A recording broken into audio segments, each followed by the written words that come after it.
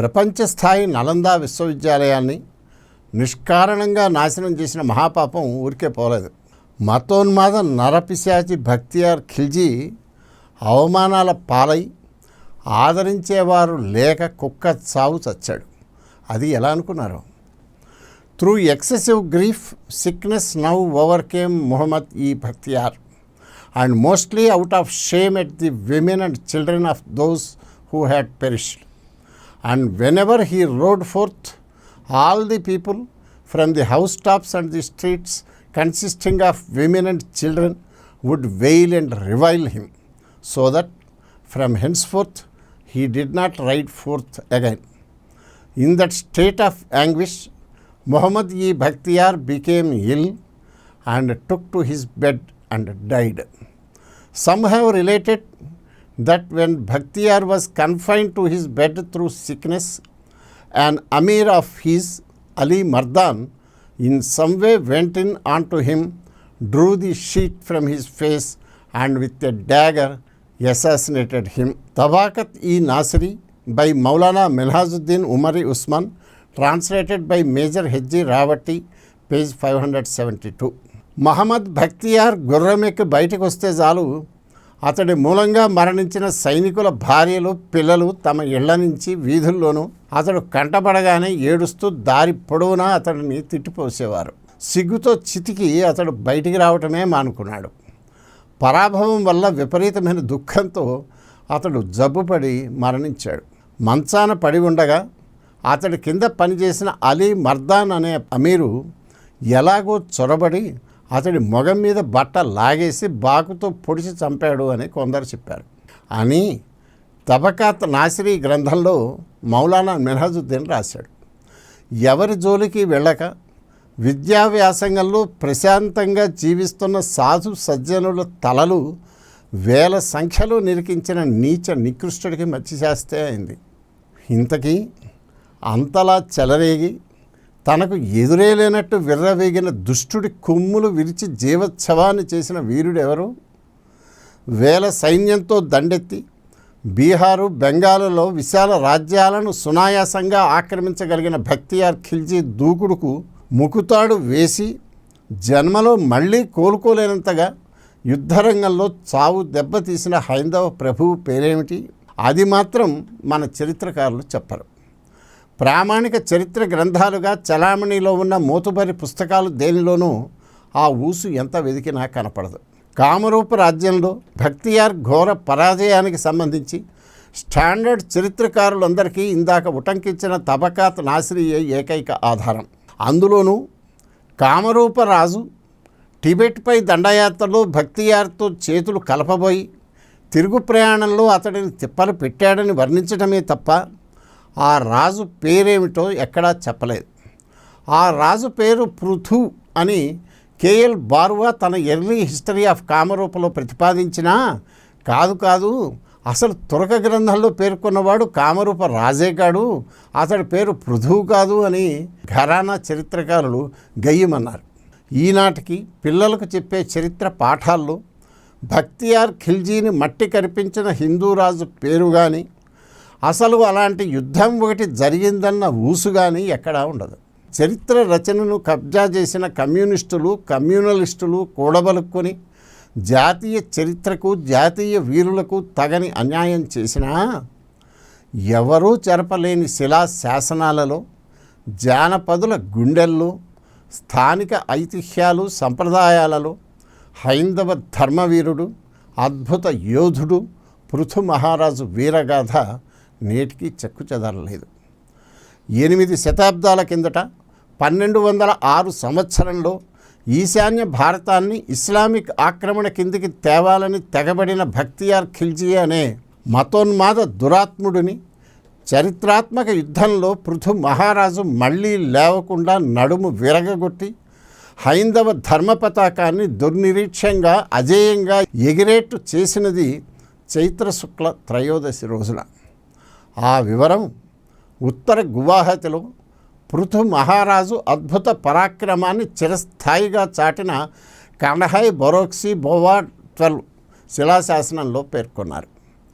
అసోం కేసి మళ్ళీ కొన్ని శతాబ్దాల పర్యంతం దురాక్రమణకు సాహసించలేనంతగా విధర్ముల గుండెల్లో హడలు పుట్టించిన నాటి దిగ్విజయాన్ని సగర్వంగా సంస్మరిస్తూ మహావిజయ్ దివస్ 818వ వార్షికోత్సవాన్ని ఆ ప్రాంతంలో అనుసరించే పంచాంగం ప్రకారం మొన్న మార్చి 27న వైభవంగా జరుపుకున్నారు.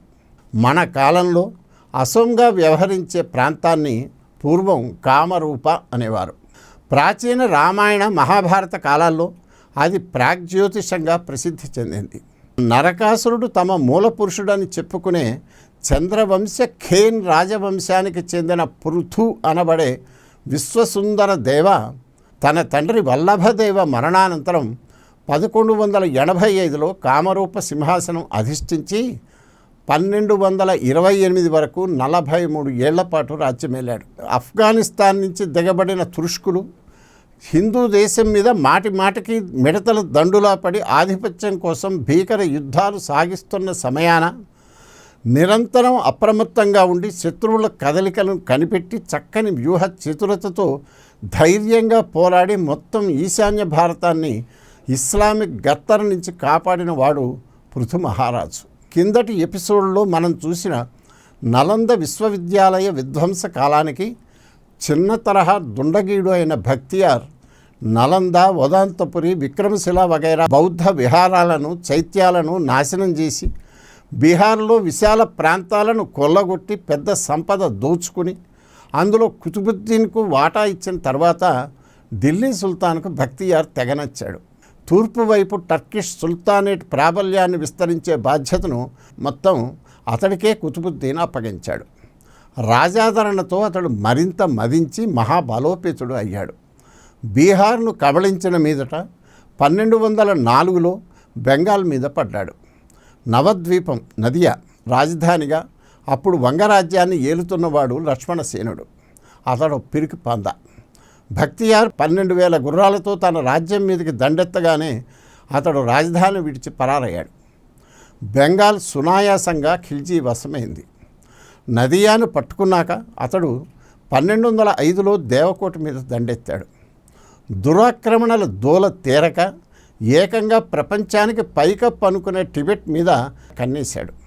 అక్కడికి చేరాలంటే దగ్గర దారి కామరూప అంటే అసోం మైదానాలు బ్రహ్మపుత్ర తీరం వెంబడి పట్కాయి కొండల మీదుగా ఉంది.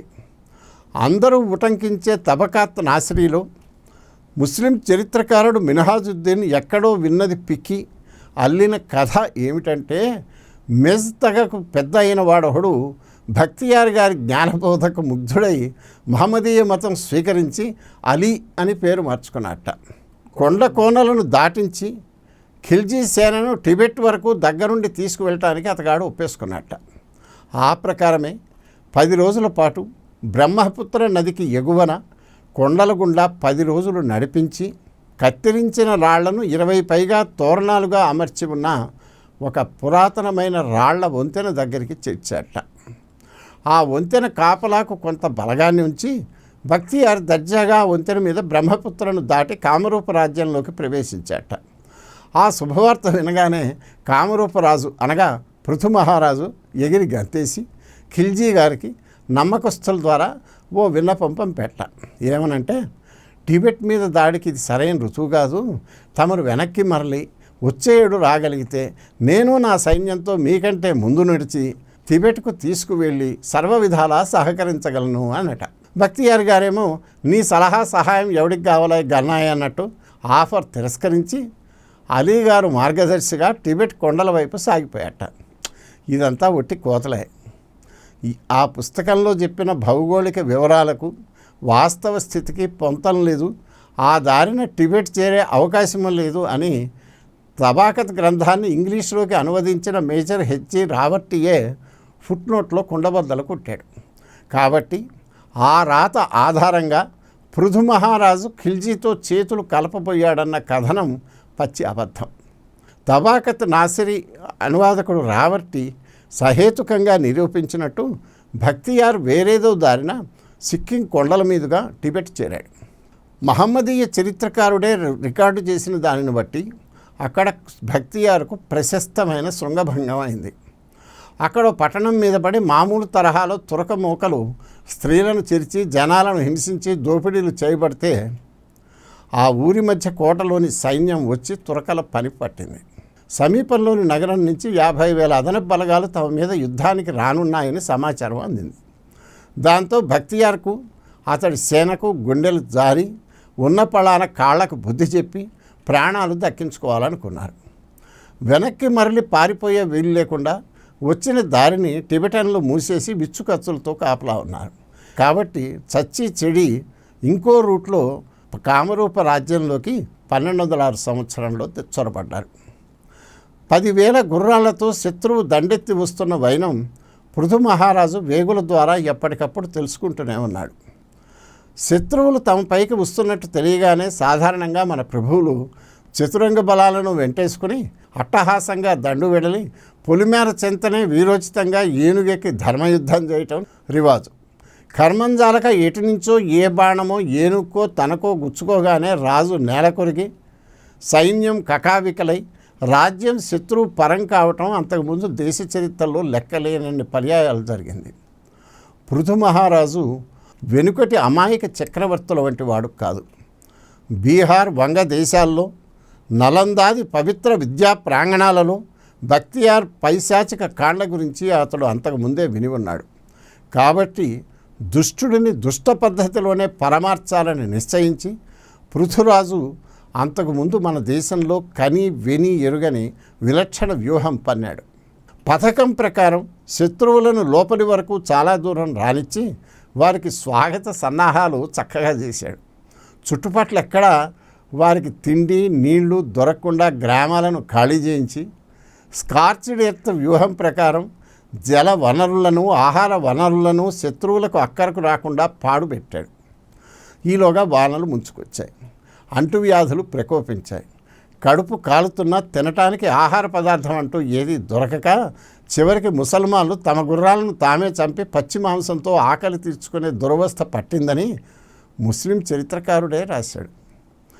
బోర్నది నది పైన కత్తిరించిన రాళ్ల తోరణాల పురాతన వంతెన దాటి దాని కాపలాకు కొంత బలగాన్ని పెట్టి ఖిల్జీ కామరూప మైదాన ప్రాంతాలలోకి చొరపడ్డాడు.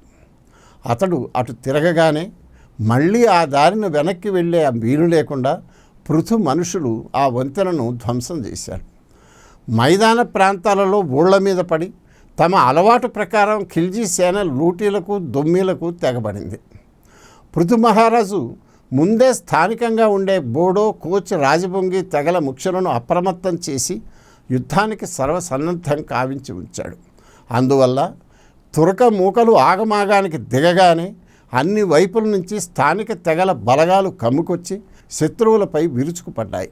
ప్రాగ్జ్యోతిష కొండ కోణంలో అడవుల్లో గెరిల్లా పోరులో ఆరితేరిన ఆ వీరుల ధాటికి తాళలేక ఖిల్జీ సైన్యం కకావికలై నదీ తీరం వెంబడి పరుగులు తీసింది.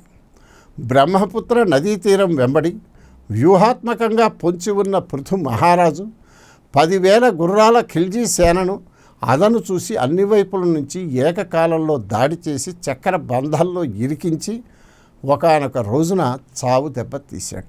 దేశీయ ఆకరాలతో స్వతంత్రంగా చరిత్రను శోధించి మహారాజా పృథు అనే చరిత్ర గ్రంథాన్ని ఇటీవలే వెలువరించిన జాతీయ చరిత్రకారుడు డాక్టర్ రక్తిం పాటోర్ వర్ణించినట్టు కామరూపను ఆక్రమించాలన్న బక్తియార్ ఖిల్జీ పన్నాగాల్ని మహారాజా పృథు అద్భుతమైన సైనిక వ్యూహంతో చిత్తు చేశాడు. అసోం మైదానాలలోకి తన ప్రతాపం వల్లే ఎదురు లేకుండా చొచ్చుకుపోగలుగుతున్నానని భ్రమించిన ఖిల్జీ తాను పృథురాజు పన్నిన ఉచ్చులో ఇరుక్కుని నేరుగా పులి నోట్లో పడబోతున్న సంగతి గ్రహించలేకపోయాడు. ఊళ్ళు ఖాళీ చేయించి ఆహార జల వనరులను పాడుపెట్టించి వెనక్కిపోయే సందు లేకుండా చేసి శత్రు సైనికులు ఆకలి దప్పులతో అలమటించే పరిస్థితి తెచ్చి వారి సత్తువును సగం హరించాక బ్రహ్మపుత్ర తీరంలో జాగ్రత్తగా ఎంపిక చేసిన యుద్ధంలోకి వ్యూహాత్మకంగా రప్పించాడు. అప్పుడు సర్వశక్తులు సమీకరించి అన్ని వైపులా వారిపై భీకరంగా విరుచుకుపడ్డాడు. అతడికి తోడుగా నిలిచిన ఆదివాసీల సేనలు వెదురు బల్లేలను బాణాలను రివ్వున ప్రయోగించి వందల సంఖ్యలో సైనికులను గుర్రాలను కూల్చేశారు. దొరికిన వారిని దొరికినట్టు నరికివేశారు. నలందలో బౌద్ధ సాధువుల తలలు వేల సంఖ్యలో తెగవేసి పవిత్ర విద్యానిలయంలో రక్తపు టేర్లు పారించిన భక్తియార్ ముష్కర ప్రతాపం పృథు మహారాజు ధర్మ ఖడ్గం ధాటికి ఎందుకు కొరగాక ప్రాణ భయంతో పరుగు తీయక తప్పలేదు. రాజసైన్యం చేతిలో కత్తి కోతలను తప్పించుకోవాలంటే బ్రహ్మపుత్రంలోకి దూకటం మినహా గత్యంతరం లేదు. మహావేగంగా ప్రవహిస్తున్న ఆ నదిలోకి దూకితే జల సమాధి తప్పదు. వచ్చిన దారినే పోదామంటే వంతెనను రాజు ముందే కూల్చేశాడు. సాధారణంగా తన రాజ్యంలో తమదైన వంతెనను తామే కూల్చేయటానికి చాలా తెగువ కావాలి. పృథురాజు ఆ పని చేయటం వల్ల అపురూపమైన పురాతన వంతెనను నష్టపోయినా తన రాజ్యం, తద్వారా ఈశాన్య భారతం మహమ్మదీయ దురాక్రమణ బారిన పడకుండా కాపాడగలిగాడు. నరకాసురుడు కట్టించాడని స్థానికులు విశ్వసించే ఈ వంతెన ఆచూకీని డాక్టర్ రక్తిం పాతోర్ శాస్త్రీయంగా పరిశోధించి శిథిలాల సాయంతో కనిపెట్టాడు. అది కామరూప్ జిల్లాలో చెంచారి మనేరి రహదారి మీద ఉన్నది. తెగించి నదిలోకి దూకిన ముస్లిం సైనికుల్లో చాలామంది ప్రవాహంలో కొట్టుకుపోయారు. వేల మంది పృథురాజుకు బందీలుగా చిక్కారు. దిక్కుతోచని భక్తియార్ కొంతమంది సైనికులతో పరారై ఉత్తర గువాహతిలోని మదన కామదేవ ఆలయంలో దూరాడు. దైవభక్తి గల హిందూ రాజు దేవాలయం మీద దాడికి దిగలేడని అతడు అనుకున్నాడు. పృథురాజు అతడిని తలదన్నినవాడు. వాడి మొనగల వెదురు కర్రలతో ఆ గుడి చుట్టూ దడిగట్టించి దిగ్బంధం చేశాడు. కొన్ని రోజుల ముట్టడి తర్వాత ఖిల్జీ రాత్రివేళ ఎలాగో ఆ కంచెను చీల్చుకొని బయటపడి అమాంతం బ్రహ్మపుత్ర నది వైపు పరిగెత్తాడు. పృథు సైన్యం వారిని వెంటపడి తరిమింది. నదిలోకి దూకాక కూడా వారిని తరుముతూనే ఉందని రియాజ్ ఉస్ సలాటిన్ గ్రంథంలో బ్రిటిష్ కాలపు చరిత్రకారుడు గులాం సలీం రాశాడు. ఖిల్జీ వెంట ఉన్న వారిలో చాలామంది మధ్యలోనే మునిగిపోయారు. భక్తియార్ మాత్రం కొద్ది మంది అనుచరులతో చావు తప్పి కన్ను లొట్టపోయి ఎలాగో కూచ్బిహార్ చేరాడు. ఈ ఎపిసోడ్ మొదట్లో చెప్పుకున్నట్టు తన వల్ల ప్రాణాలు పోగొట్టుకున్న సైనికుల భార్య బిడ్డల శాపనార్థాలను తిట్టిపోతలను భరించలేక వీధిలోకి రాలేక మంచాన పడి చివరికి దిక్కులేని చావు చచ్చాడు. సిగ్గుచేటు విషయం ఏమిటంటే వేల సంఖ్యలో అమాయకులను ఊచకోత కోసి దేశానికి, ధర్మానికి, సభ్య సమాజానికి తీరని హాని చేసిన నరరూప రాక్షసుడి పేరును లక్షలాది భారతీయులు అనునిత్యం సంస్మరించేలా అతడి పేరు మీద భక్తియార్పూర్ అనే మున్సిపల్ పట్టణం, రైల్వే స్టేషను ఈనాటికి ఉన్నాయి. ఆ దుష్టుడిని అణిచివేసి ముస్లిముల దురాక్రమణను ఒడుపుగా సమర్థంగా నిలువరించి మొత్తం తూర్పు దేశాన్ని విదేశీ విధర్మ ముష్కరత్వం బారిన పడకుండా కాపాడిన ధర్మ ప్రభువు పృథు మహారాజునైతే తలిచే దిక్కు లేదు. ఆయన ఊరు పేరే ఈ కాలంలో ఎవరికీ తెలియదు. అసలు ఆ పేరు గలవాడు ఆ కాలంలో ఎవరూ లేరని తెలివి వికటించిన మన దేశవాళీ చరిత్రకారులే వాదులాడతారు. అది హిందూ దేశంలో ఒక గొప్ప ధర్మవీరుడి దివ్య స్మృతికి పట్టిన దుర్గతి.